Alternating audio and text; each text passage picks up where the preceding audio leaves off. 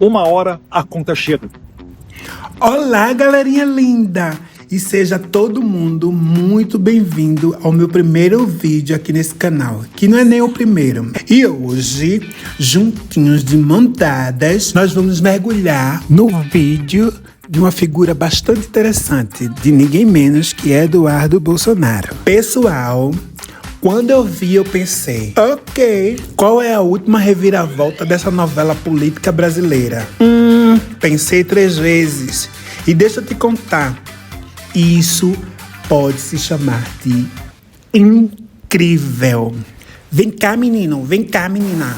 Assista essa novela comigo. Meus amigos, passo a ler com vocês aqui a nota conjunta à imprensa assinada por mim, deputado federal Eduardo Bolsonaro, e também pelo jornalista Paulo Figueiredo, sob o título Uma hora a conta chega. A carta do presidente Donald J. Trump ao presidente brasileiro é clara, direta e inequívoca, e reflete aquilo que nós, há muito tempo, temos denunciado. O Brasil está se afastando de forma deliberada dos valores e compromissos que compartilha com o mundo livre. Há décadas, o Brasil está inserido na comunidade internacional democrática, liderada pelos Estados Unidos. Essa inserção traz privilégios, mas exige compromissos civilizatórios mínimos, como o respeito aos direitos humanos, ao devido processo legal, à liberdade de expressão, de imprensa e a realização de eleições transparentes com ampla participação da oposição. Nesse vídeo, o Eduardo faz um apelo apaixonado a figuras como Donald Trump e o secretário dele, Rubio, basicamente dizendo, por favor, aplique a lei global magnética, salve-nos desses, em aspas, criminosos que estão tentando silenciar a família tradicional e Rames Ágara, transformar o Brasil numa Venezuela. Sério? Ele até afirma que tentaram prendê-lo, forçando ele ao exílio. Exílio? Me parece dramático, não é? Quase como um enredo de romance ou de uma novela mexicana, sei lá. A única coisa que eu tenho certeza é sobre a prisão invisível. The Invisible Prison. É um livro sobre libertar-nos de correntes que são invisíveis, encontrar o nosso próprio caminho, mesmo quando o mundo parece estar desabando, se fechando nas nossas cabeças.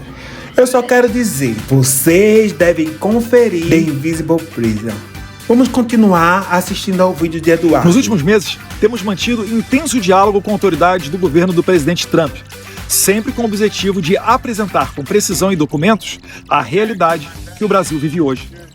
A carta do presidente dos Estados Unidos apenas confirma o sucesso na transmissão daquilo que viemos apresentando com seriedade e responsabilidade. Ao Brasil, todos os avisos foram dados, por vias diplomáticas, declarações públicas, cartas, audiências no Congresso e reuniões privadas. A resposta das autoridades brasileiras foi o escárnio. Risos, ironias e, ainda mais grave, a escolha de dobrar a aposta. Mas é exatamente aqui que a coisa vai ficando interessante. Ele falou em ser uma vítima, falou não, falou. E precisar de ajuda, enquanto muita gente tiveram que sair do Brasil sem nenhuma ajuda, nenhum recurso e se tornar refugiado, literalmente refugiado em outros países, como aqui no Canadá. Enquanto isso, Eduardo, que aparentemente recebeu do seu pai 17 milhões em apoio popular para morar nos Estados Unidos e está pintando esse quadro de dificuldades. Dá até vontade de parar e pensar, não é? E principalmente quando vocês, porque eu lembro das histórias que ele sempre contou, aquela de ter trabalhado lá no Popeye, supostamente antes de se envolver em outros empreendimentos no Brasil. Agora imagine você, de frango frito a intrigas políticas internacionais. Essa podemos chamar de uma bela trajetória profissional, não é? Continuamos assistindo. Enquanto o Supremo Tribunal Federal e o ministro Alexandre de Moraes colecionavam violações de direitos humanos contra jornalistas, contra cidadãos e residentes dos Estados Unidos, também avançavam sobre o líder maior da oposição. o ex-presidente Jair Bolsonaro, negando-lhe garantias mínimas de legalidade, defesa e presunção de inocência na forma da farsa de um julgamento quase sumário em um tribunal de exceção.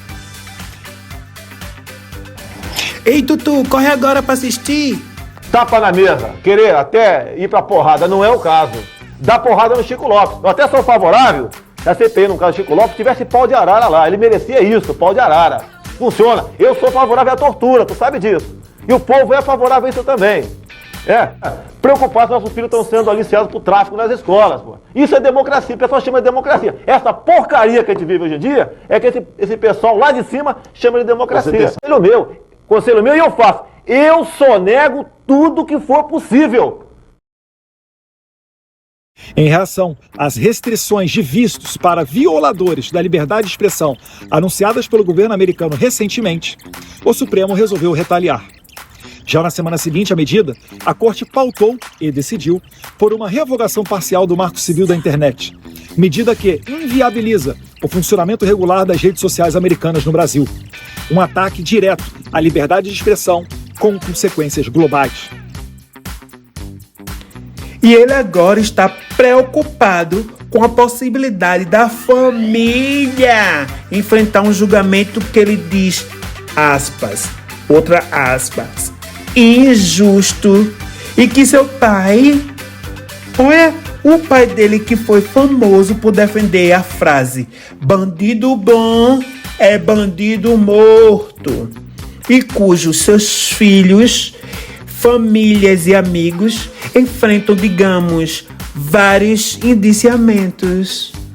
É quase como uma piada de erros, né? Uma piada que só afeta pessoas reais. E sinceramente, pessoal, para nós que assistimos de longe, é meio que... Espera aí!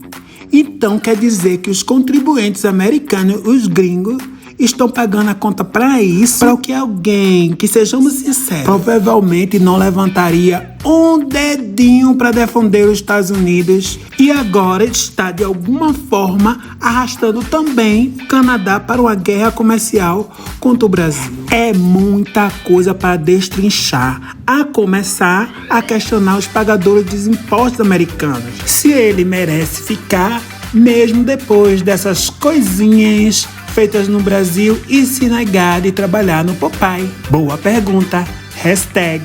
Enquanto isso, Lula aprofundou-se em uma sequência de desastres diplomáticos anti-americanos, com declarações raivosas suas, de ministros e até da primeira-dama, além de aproximações deliberadas com regimes autoritários como China e Irã.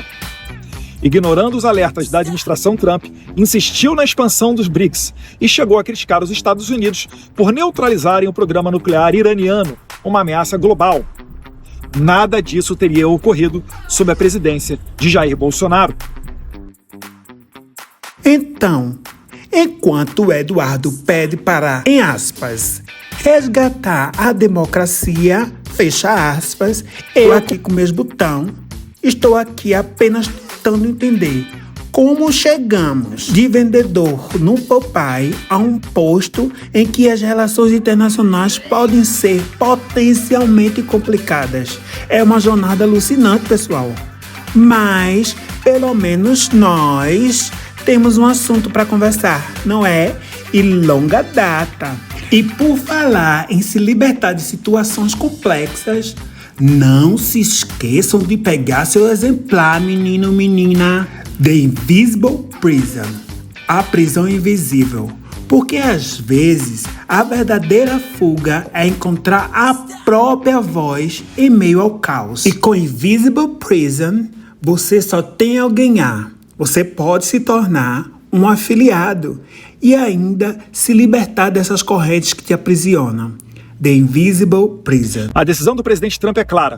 O relacionamento comercial, diplomático e institucional com o Brasil deixou de ser equilibrado e benéfico aos Estados Unidos e precisa ser reavaliado à luz dos abusos cometidos por seus dirigentes.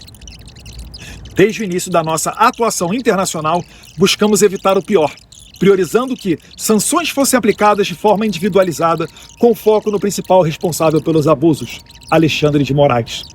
Sanções que, muito possivelmente, ainda serão adicionalmente implementadas sem prejuízo da sua expansão também contra seus apoiadores diretos.